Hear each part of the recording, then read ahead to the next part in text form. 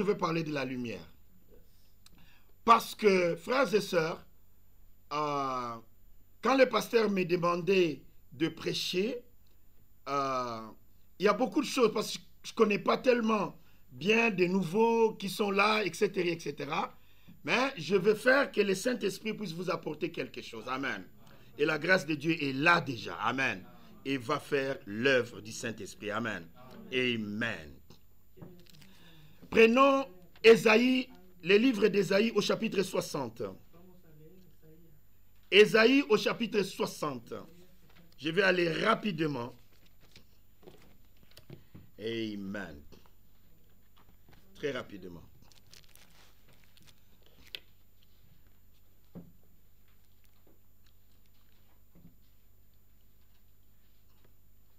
Ésaïe chapitre 60. Nous lisons chapitre verset 1. Ésaïe 60 au verset 1, nous allons commencer la lecture. Ésaïe chapitre 60 au verset 1. Amen. Amen. Lève-toi. Amen. Amen. On n'a pas dit s'il vous plaît, on a dit impératif. Amen. Un ordre. Stand up. Amen. Amen. Lève-toi. Sois éclairé, car ta lumière arrive. Amen. Et la gloire de l'Éternel s'élève sur toi. Et voici, amen, les ténèbres couvrent la terre et l'obscurité les peuples. Mais sur toi, amen,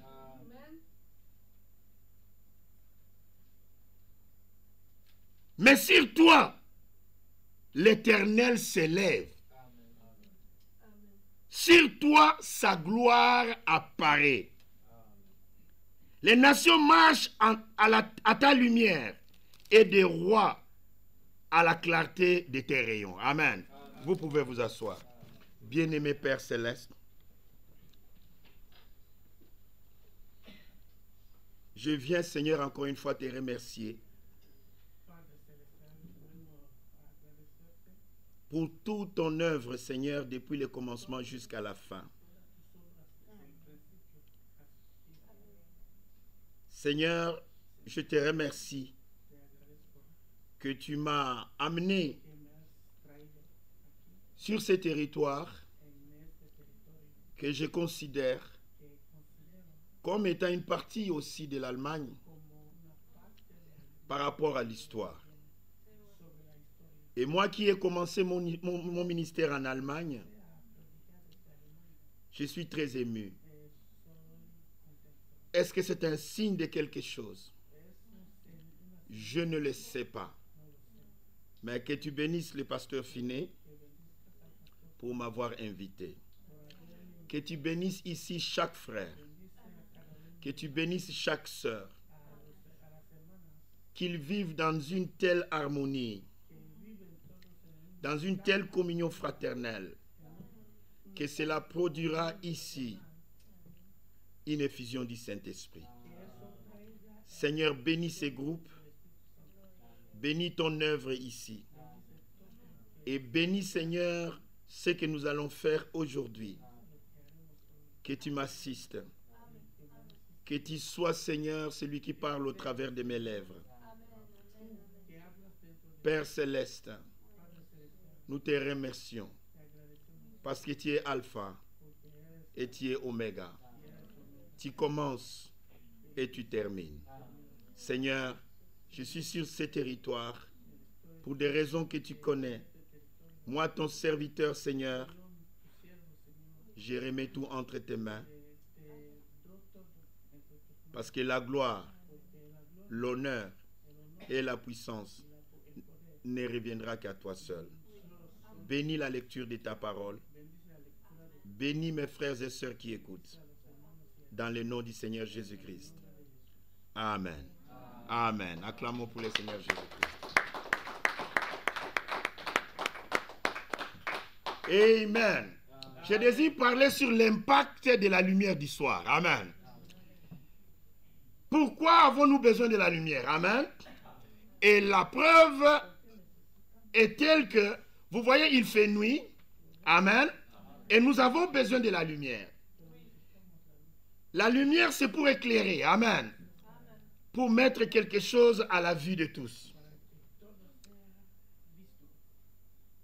Et au commencement, la Bible dit, il y avait un chaos. Il y avait des ténèbres. Et Dieu dit que la lumière soit. Et la lumière fut. Amen. C'est très important. C'est très important. La lumière a un impact dans la vie d'un chrétien. La lumière vous aide à pouvoir avoir le contrôle. Parce que dans les ténèbres, vous pouvez trébucher. L'importance de la lumière. Quelle est la lumière? De quelle lumière parlons-nous? Dieu est lumière. Il est lui-même la lumière. Et aujourd'hui, par la grâce de Dieu, nous allons avancer aussi pour montrer que les enfants de Dieu, par la loi de la reproduction, nous sommes aussi les lumières. Nous allons lire dans Jean chapitre 1. Jean chapitre 1. Je vais lire pour définir un peu cette lumière dont nous parlons. Évangile selon Jean.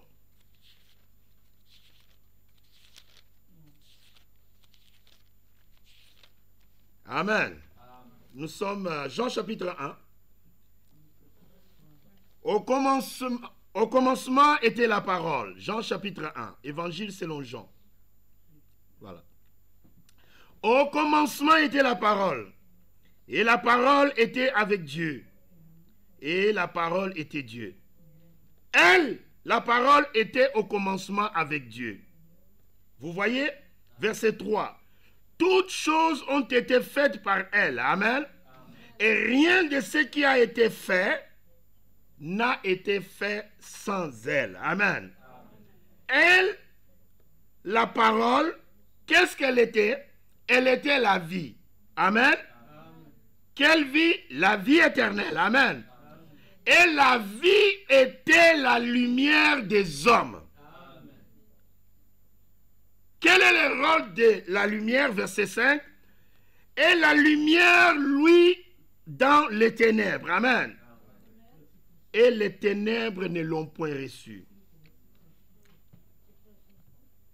Il y eut un homme envoyé de Dieu. Amen. Son nom était Jean le Baptiste. Il vint pour servir de témoin, pour rendre témoignage à la lumière, afin que tous crussent par lui. Lui, Jean le Baptiste, verset 8, il n'était pas cette lumière-là, mais il parut pour rendre témoignage à la lumière. Verset 9, amen.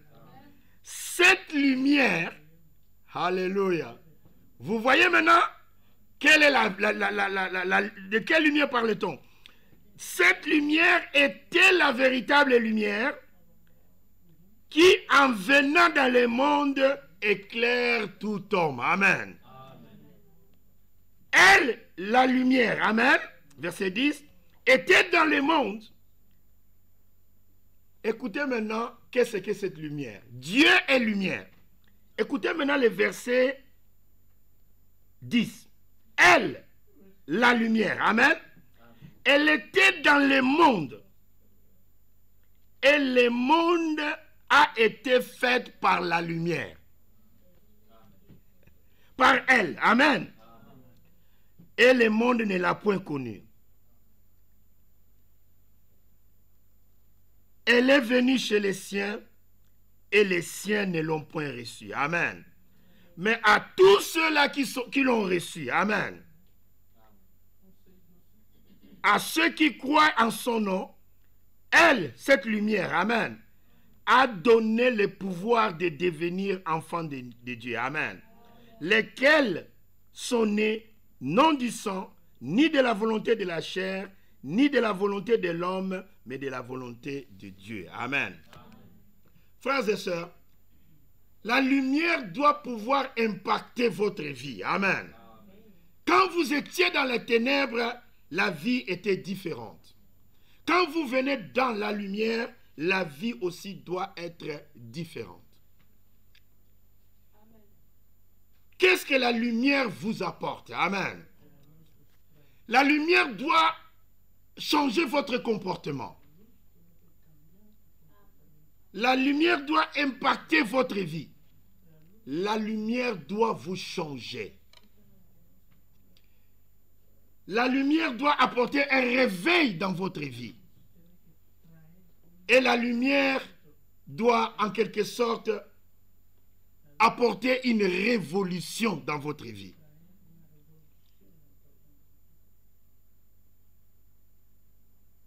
Dieu n'envoie pas la lumière pour rien.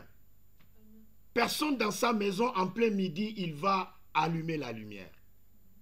On allume la lumière quand il y a de ténèbres. C'est ainsi que Dieu nous envoie les lumières pendant les ténèbres. Pendant qu'il y avait des ténèbres, le pasteur en a parlé, il a envoyé les 7 messagers de 7 âges de l'Église. Amen.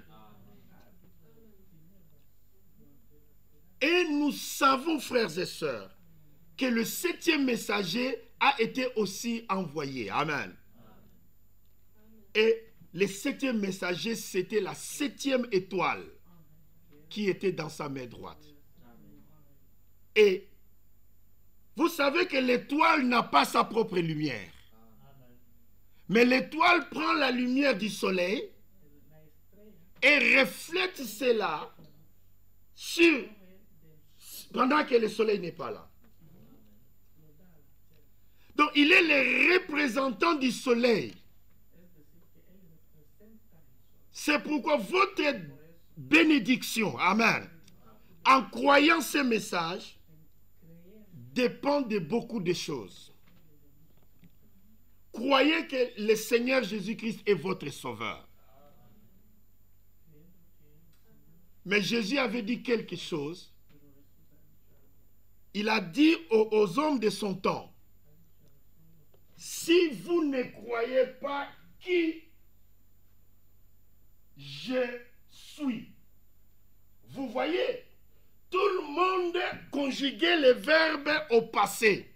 Nous connaissons Moïse, nous connaissons les prophètes, nous connaissons ceci et cela. Amen. C'est pourquoi les prophètes avaient prêché un message, reconnaître les jours et son message. Reconnaître la saison de votre vie. Amen. Quelle est la portion de l'écriture? Amen.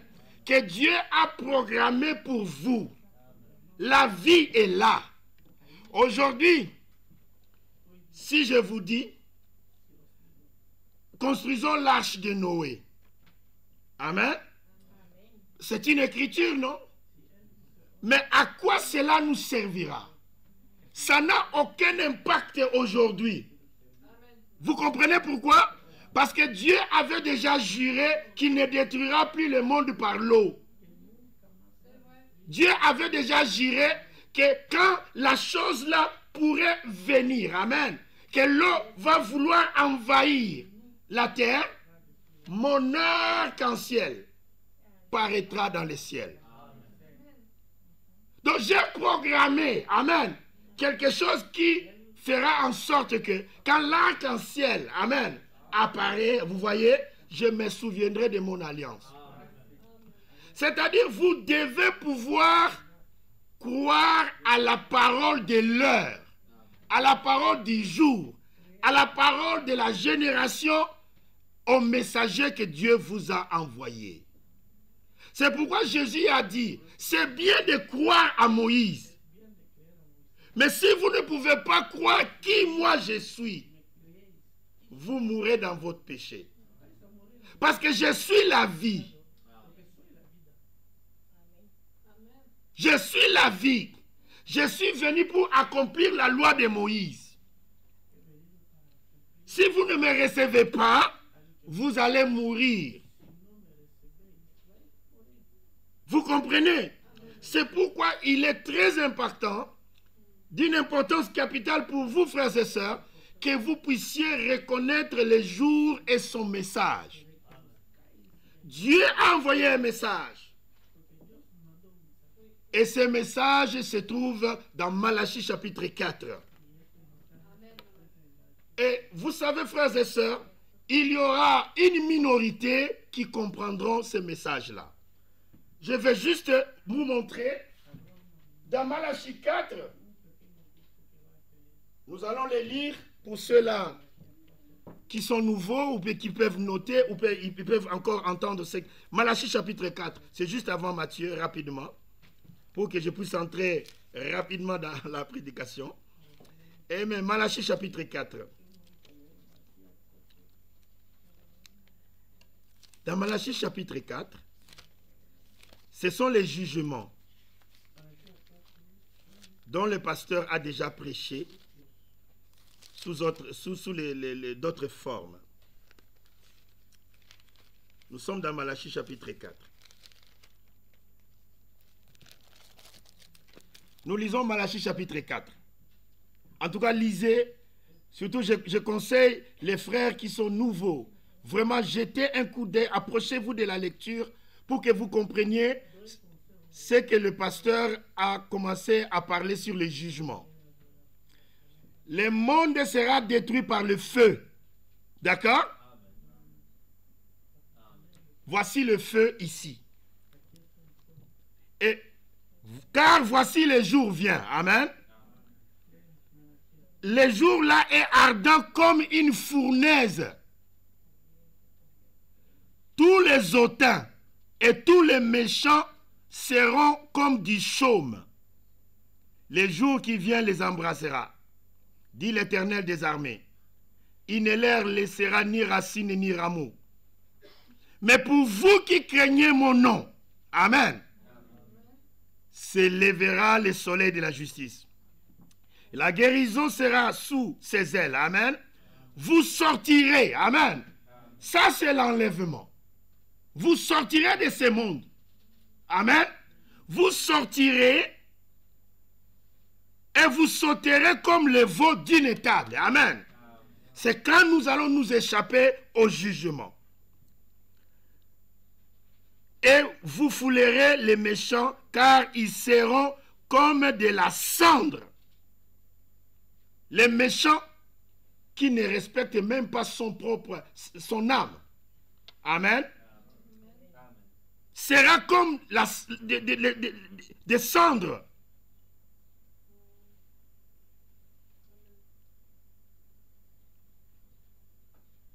Sous la plante de vos pieds, au jour que je prépare, dit l'Éternel des armées. Souvenez-vous de la loi de Moïse, mon serviteur. Amen.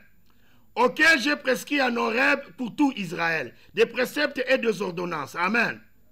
Verset 5. Voici, je vous enverrai Élie le prophète. Amen. Quand? Avant que le jour de l'Éternel arrive. Ce jour grand et redoutable. Il ramènera les cœurs des enfants, des pères à leurs enfants, et les cœurs des enfants à leurs pères, de peur que je ne vienne frapper les pays d'interdit. Amen. Ça, c'est le message. Élie, amen, le prophète. Amen. Regardez, il y a je qui est Dieu. Il envoie à qui? À vous.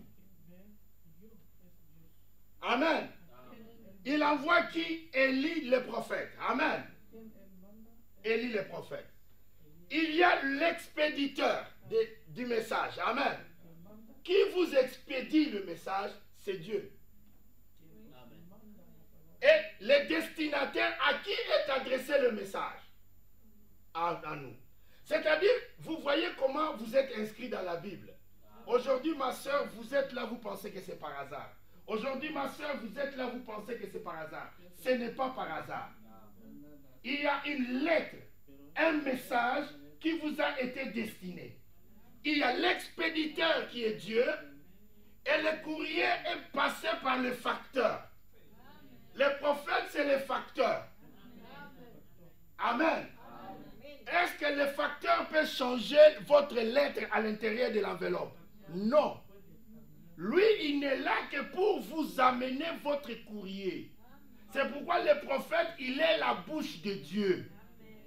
Dieu parle au travers du prophète.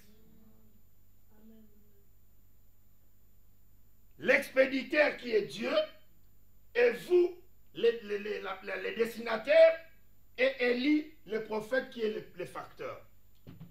C'est ça le message. Vous savez, j'ai toujours dit à l'église, la révélation est la chose la plus capitale dans votre vie. Je vais vous donner un exemple. Et cela doit vous impacter par rapport à ce qui se passe aussi ce soir. Vous connaissez, il y avait une femme.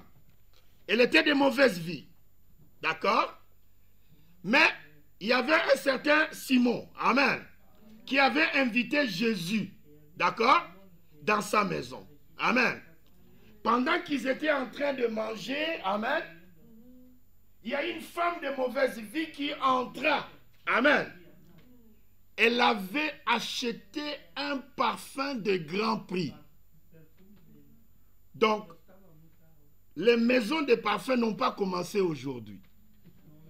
À ce temps-là, il y avait aussi des maisons de parfums. Ici, nous ne citerons pas de noms. Parce qu'ici, c'est sacré. Amen. Mais je vais vous faire remarquer quelque chose dans ce que je suis en train de dire. Cette femme-là, elle savait qui elle était. C'était une pécheresse. Ça, c'est c'est qu'elle savait. Je suis une pécheresse. Mais la deuxième chose qu'elle savait, que le sauveur, c'est ce monsieur-là, Jésus. Ça aussi, elle le savait. Elle a vu, qu'est-ce que je peux faire? Amen. Elle a pris le parfum le plus cher et de bonne odeur. Amen. Il a amené cela pendant qu'elle pleurait pour sa vie. Avec ses larmes, elle essuyait les pieds de Jésus. Elle essuyait les pieds de Jésus. Et elle prenait du parfum pour y mettre. Quand l'odeur du parfum est sortie, il y avait un gentleman. Il y avait un jeune homme là dans le groupe de Jésus qui s'appelait Judas. Lui, il connaissait aussi les maisons de parfums. Il dit au Seigneur, mais Seigneur, vous ne connaissez pas les prix de ces parfums? C'est un parfum très très cher. Pourquoi vous gaspillez cela?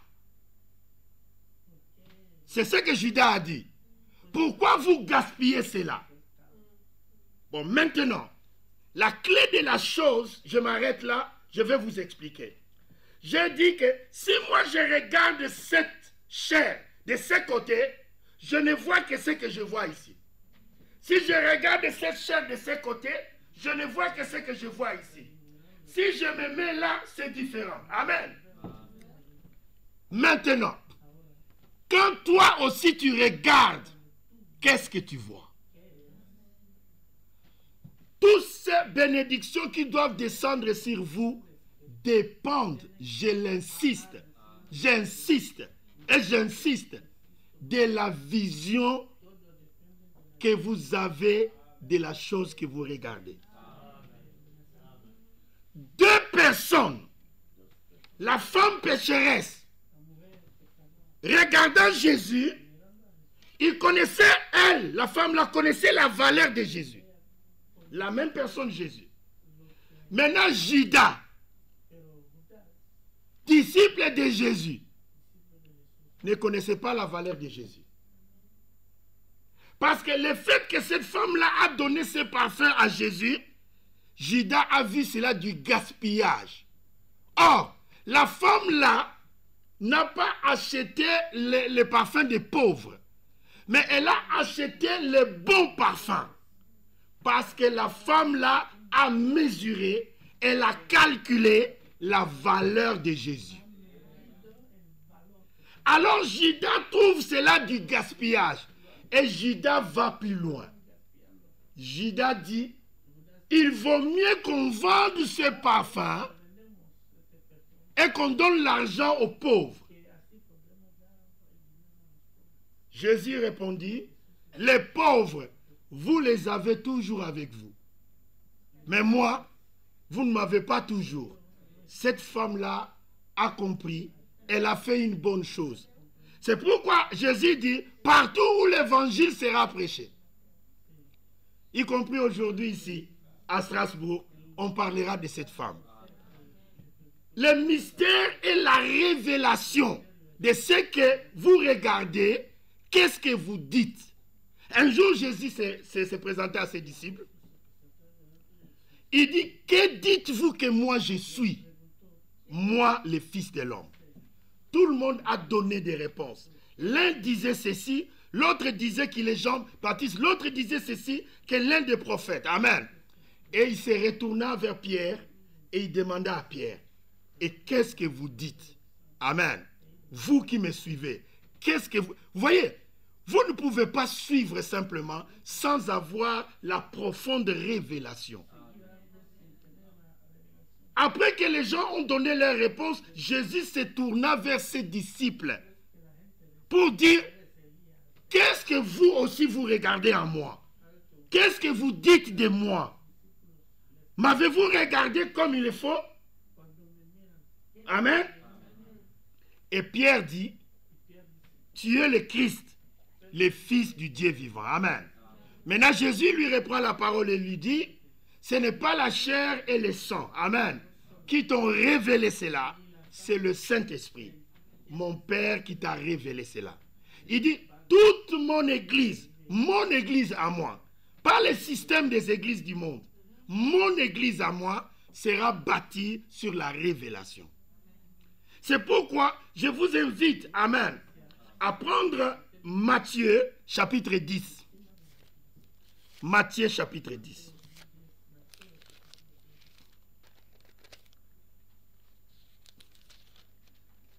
Matthieu au chapitre 10,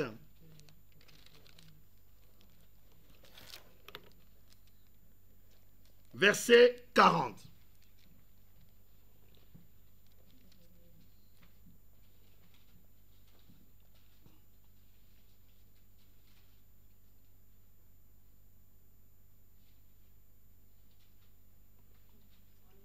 Verset 40, vous y êtes?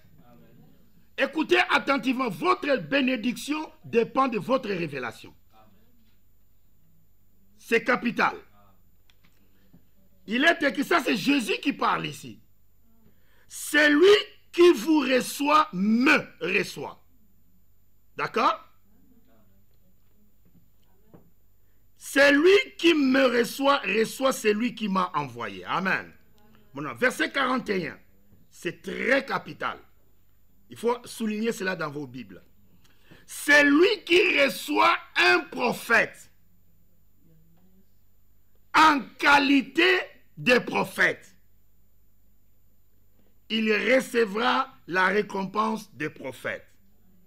Et celui qui reçoit un juste en qualité de juste recevra une récompense de juste. Amen. Mes frères et sœurs, l'Écriture déclare ici, vous devez avoir la vision juste. Si un prophète, il est prophète, recevez-le comme prophète. Là, votre récompense est proportionnelle à votre vision. Et vous avez remarqué, Judas qui suivait Jésus n'avait pas la vraie révélation de qui était Jésus.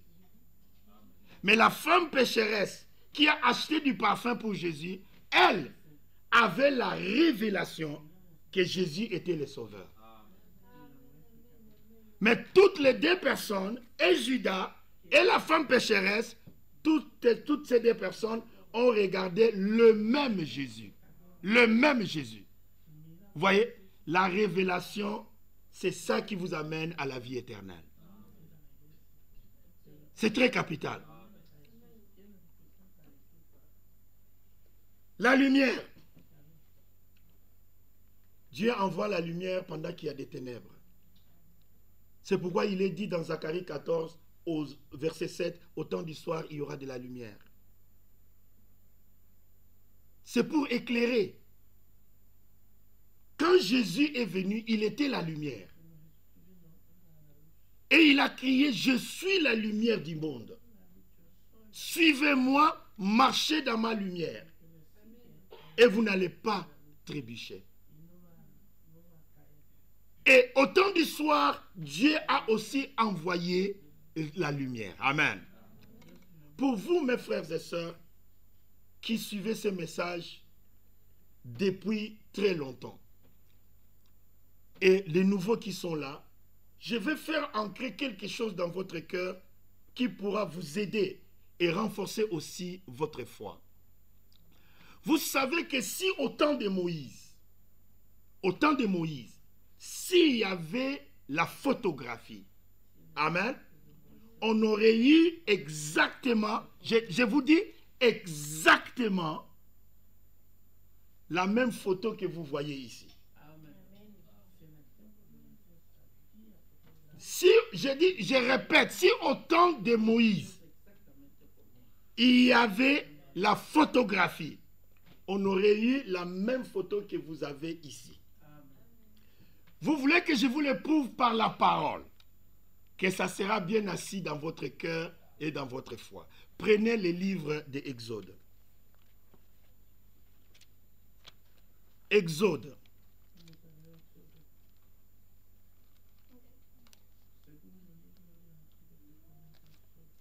Chapitre 19. Exode chapitre 19.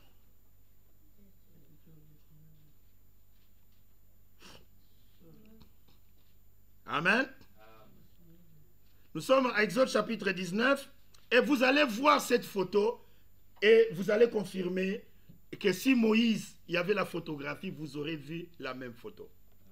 Bon, maintenant, Dieu était en train de faire la cour à Israël. Nous sommes au verset 6. Vous serez pour moi un royaume de sacrificateurs et une nation sainte. Amen. Voilà les paroles que tu diras aux enfants d'Israël. Amen. Moïse comme le médiateur de cela. Amen. Verset 7. Moïse vint appeler les anciens du peuple et mit devant eux toutes ces paroles comme l'Éternel les lui avait ordonnées. Amen. Et le peuple donna aussi la réponse à Dieu. Amen. Et le peuple tout entier répondit, nous ferons tout ce que l'Éternel a dit. Amen. Et Moïse rapporta les paroles du peuple à l'Éternel. Amen. On continue. On continue. Amen. Maintenant, voyez la photo dont je suis en train de parler. Écoutez attentivement. L'Éternel dit à Moïse, voici, je viendrai vers toi. Amen. Écoutez bien. Il dit, je vais venir vers toi. Amen. Je vais venir vers toi. Écoutez, l'Éternel dit à Moïse, voici, je viendrai vers toi dans une épaisse nuée. Amen. Pour quelle raison Dieu va se tenir au-dessus de son serviteur? Pour quelle raison? Pour quelle raison? C'est écrit. Afin que les peuples entendent quand je te parlerai. 1. Amen. Ça c'est 1. Et 2. et qu'ils aient toujours confiance en toi. C'est-à-dire, cette lumière sur Moïse était de savoir que Dieu lui parle et Moïse parle de la part de Dieu. Ça, c'est un. Et deux, c'était que le peuple doit rester derrière Moïse. Avoir toujours confiance en toi. Amen. Et Moïse rapporta les paroles du peuple à l'Éternel. Amen. Vous voyez, mes frères et sœurs, Jésus disait toujours, c'est le Père qui habite en moi. Amen. C'est le Père qui habite en moi. Mais qu'est-ce qui s'est passé? Le jour que Jean-Baptiste avait baptisé Jésus dans le Jourdain. Amen. La Bible dit, le ciel était ouvert. Et Dieu est venu dans son temple. Jésus était le temple de Dieu. Il est entré dans son temple et il commençait à travailler. Amen. C'est pourquoi il disait aux gens, si vous ne croyez pas en moi, parce que vous croyez que je suis le fils du charpentier, les autres ont une définition de moi comme ils le veulent. Amen. Mais, vous savez, il y avait un homme qui s'appelait Nicodème qui a dit à Jésus, personne ne peut faire les œuvres que tu fais si Dieu n'est pas avec lui. Amen. Ce n'est pas Jésus qui guérissait le malade, mais c'était l'Esprit de Dieu en Jésus. Il a dit, c'est le Père qui fait l'œuvre. Amen. Donc cette lumière qui était sur Moïse, amen, c'est cette lumière qui était dans Jésus. Amen. Jésus était le voile, Jésus était l'enveloppe. Amen. Mais le même Dieu est venu nous regarder comme ça, avec les yeux humains. Avoir pitié de nous quand nous souffrons. Quand Lazare était mort, il est venu sentir quels sont nos problèmes, quelles étaient les conditions de nos vies, quelle était notre souffrance. C'est pour cette raison, le message n'est pas seulement dire je suis dans le message. Le message doit être une révolution, que vous avez reçu une lettre, un message par monsieur qui s'appelle je. Amen. Vous savez, moi je peux dire quelque chose, ça peut ou ne pas arriver, parce que je suis un homme. Est-ce que vous me suivez?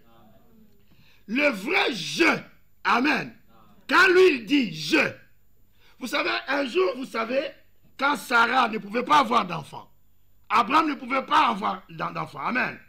Mais quand ils ont reçu la visite d'Élohim, amen, et vous savez, il dit à Abraham, je, amen, reviendrai, amen, je, amen, reviendrai. Et à cette même époque, Sarah aura un fils. Quand le je parle, c'est le ainsi dit le Seigneur. Acclamez le Seigneur. Ça ne peut pas faillir, amen. Et dans cette génération, le je là, amen, il a parlé. Je vous enverrai Élie le prophète. Amen. Vous qui croyez au message, attachez-vous au message. Attachez-vous tellement au message. Parce que c'est une lettre écrite par Dieu lui-même. Il a choisi un facteur qui est le prophète pour vous amener cela. Le prophète ne change pas la parole de Dieu. Il n'est que le canal par lequel Dieu parle. C'est pour cette raison, Dieu dit, Moïse, je, encore une fois le je, vous voyez, je viendrai vers toi, pas vers le peuple, mais vers toi. Quand je me mettrai au-dessus de toi, ça sera la confirmation que moi, je t'ai envoyé et que tu es mon porte-parole. Que ma parole sorte de ta bouche pour que le peuple puisse toujours avoir confiance en toi. Voilà le pourquoi nous croyons aux prophètes aujourd'hui. Nous ne suivons pas un homme. Moïse était un homme. Mais la chose qui faisait la différence, c'était la lumière qui est venue vers Moïse pour les confirmer. Amen. C'est très capital pour nous qui croyons ces messages. Comme le pasteur le disait, nous prions, amen, pour tout ce qui se passe dans le message.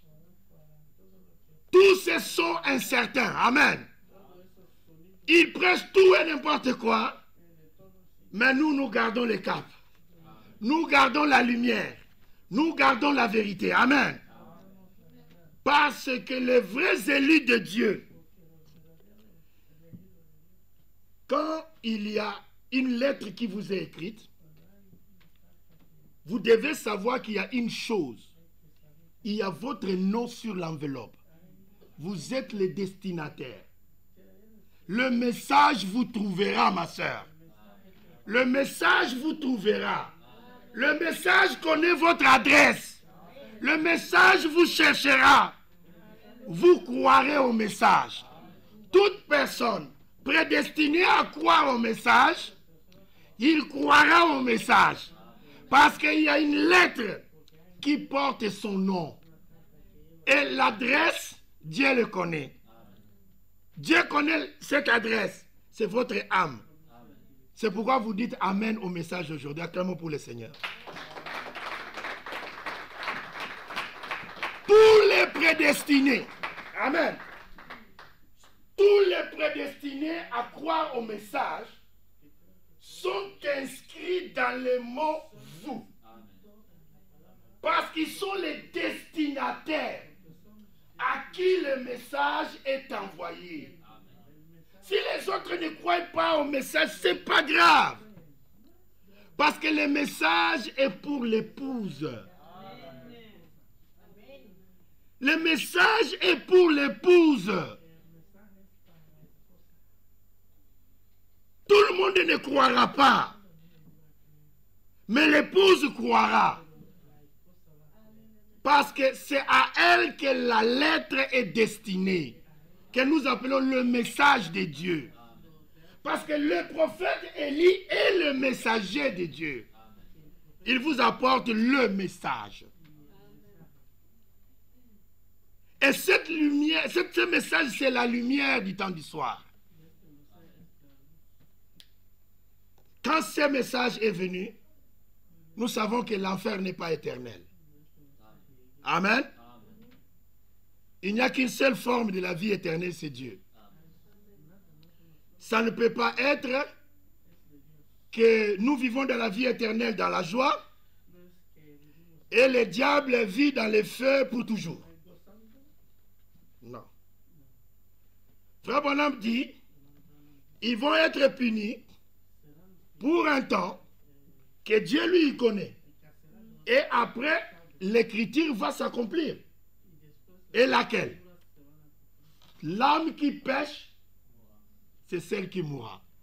Ça sera la destruction de l'âme qui sera la seconde mort. Est-ce que vous saisissez? Vous voyez? C'est pour cela, parlant de l'âme de Caïn qui aura 7000 ans, après le millénium, vous voyez? Si Caïn ne réussit pas le jugement, qui probablement il ne réussira pas, la raison pour laquelle je l'ai dit, vous savez, je ne suis pas le juge, hein. Je dis pourquoi il ne réussira pas. Non pas parce qu'il a tué son frère. Non, ce n'est pas ça la raison qu'il ne réussira pas. Je vous révèle simplement la raison que Caïn ne réussira pas. Parce que Caïn était la sémence du serpent. Voilà la seule réponse. Parce que je vois à la croix, il y avait un autre meurtrier, un brigand qui était à droite. Quand l'autre brigand insultait Jésus, il dit « Sauve-toi et sauve-nous. Nous avons entendu parler de tes miracles. » L'autre brigand qui a tué aussi, qui était à sa droite, il dit à l'autre « Toi, tu sais ce que tu as fait. Et tu sais aussi pourquoi tu es ici. Mais lui, il n'a rien fait. Il dit à son ami, ne crains-tu pas Dieu, alors que c'était un brigand. Et il se tourna vers Jésus. Il demande à Jésus, est-ce que j'ai bien parlé? Est-ce que j'ai bien parlé? Amen. Il tourna vers Jésus.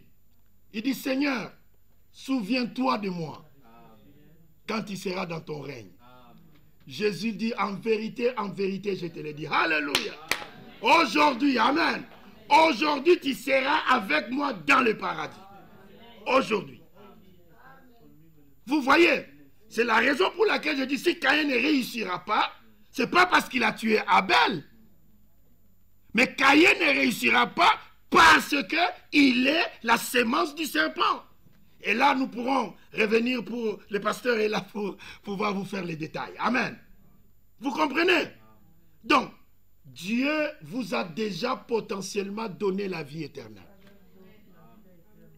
Considérez votre âme comme la chose précieuse que vous avez. Votre vrai vous, c'est votre âme.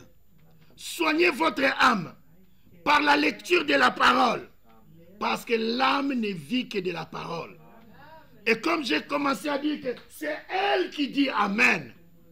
Et quand elle dit Amen, l'âme mange, grandit. L'âme mange, grandit. L'âme mange et grandit. Amen. Il y a une croissance spirituelle. C'est pourquoi on dit que les gens qui n'ont pas encore cru en Jésus, ils sont comme morts. Mais ils marchent. Parce que leur âme n'a pas reçu la vie.